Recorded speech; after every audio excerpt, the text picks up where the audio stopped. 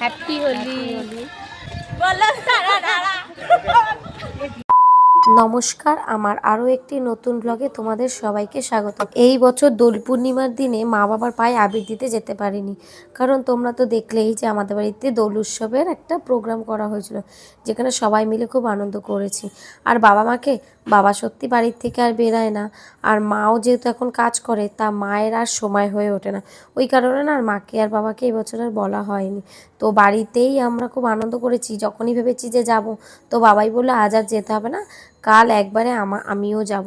তো বললাম থাক, ও যখন যেতে চেয়েছে তাহলে একবারে কালকেই যাব। তাই আজ আসলাম। আর রাস্তা দেখেছো কত লোকজন এখনও আবির খেলছে। তাও আস্তে আস্তে ভালোই বেলা হয়ে গেছে, মোটামুটি 1টা 1:30 বেজেই গেছে। আসার পর মাকে তো আর পেলামই না, মা তখনও কাজ থেকে আসেনি। তো আসার পর বাবার পায়ে আবির দেওয়ার পর সবাই আমরা একটু আবির মেখে নিলাম। আর এই দেখো, ওরা রং খেলেছে বলে আমার বাবার ভীষণ টেনশন, কারণ আমার বাবা না ভীষণ একজন শান্ত মানুষ, আর চুপচাপে এবং ঝুটঝামেলা থেকে দূরে থাকা একটা মানুষ। তো যেই দেখেছে এরকম বাচ্চাগুলো এত রং খেলেছে, আমাকে তো রীতিমতো বকাবকি করছে।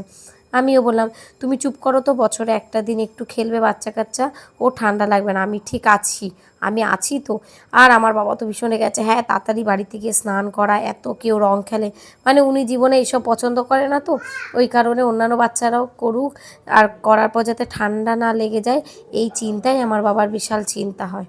আগে করতো আমাদের 3 ভাই বোনকে নিয়ে, এখন চিন্তা করে তার শুধুমাত্র নাতনিকে নিয়ে। তাও আমাকে নিয়েও এখনও চিন্তা করে। আমি তো হুশহাস করে ওনাকে মানে পাত্তাই দিই না। কেন বলো তো? আমি জানি উনি টেনশন করবে, ওর জন্য ওনাকে একটুখানি এদিক ওদিক করে বলি। তারপর দেখো আমাদের পাড়াতে এক দিদির বাড়িতে, মানে ওরা 3 বোন 3 জামাই এসছে। আর আমি আগে দিয়ে বলেছি আমি তোদেরকে এসে আবির মাখাতে পারি, তোরা আমাকে রং মাখাবি না তাহলেই আসবো। তারপর ওর জন্য বললো না না, রং মাখাবো না। ওরা কিন্তু সব কটা রং মেখে ভূত হয়েই আছে। তো দূর থেকে বলেছি আমি আসছি কিন্তু তোদের আবির মাখাবো। তাও আমাকে ভয় দেখাচ্ছিলো, দেখেছো আমি পালাচ্ছি কীরকম, বলে রং মাখাবো। আচ্ছা মাখালেই কিন্তু আমি পালাবো। আর সবাইকে আমি মাখাচ্ছি। আর সত্যি বলতে এর মধ্যে এক জামাইবাবু আছে, সেই জামাইবাবু আমাকে সেই ছোট্ট থেকে দেখে। আর সেই থেকে মানে যতই আর কি মারি না কেন এখন, কিন্তু সত্যি বলতে একটা সময় আমার কত আর দেখো আরেকজন জল ছিটিয়েই যাচ্ছে। আর পাশে কারোর বাড়িতে মনে হয় বক্স বাজছিল হোলির, তো আমরা সেই গানই নেচে নিচে, আমাদের শুধু নাচ নিয়ে কথা আর একটু গান, মানে যদি গান নাও বাজে আমরা যদি মনে করি যে নাচবো, নিজেরাই গান মুখে করে কিন্তু নাচতে পারি। সত্যি বলতে সেই এখন আর আনন্দ হয় না। তো তারপর তো কাকি যেহেতু রান্না করছিল বলে ওর জন্য শেষে কাকিকে একটু পায়ে আবির দিলাম। আর দেখো সব কটা সব ভূত হয়ে বসে আছে। আমার তো ওদেরকে দেখে ভয় লাগছিলো। ওই যে বললাম আগেই কন্ডিশন নিয়ে নিয়েছিলাম যে তোরা আমাকে কেউ রং মাখাবে না, রং মাখাবে না তো কী হয়েছে, আবির দিয়ে তো ভূত করে দিয়েছে। আর বেশিক্ষণ থাকলাম না, কারণ বাবার সাথে এসেছি। আর এই দেখো ঠিক আমার বাড়ির উল্টো দিকের বাড়ি, দাদার বাড়িতে, মনে হচ্ছে না দাদার বাড়িতেই বসন্ত লেগেছে।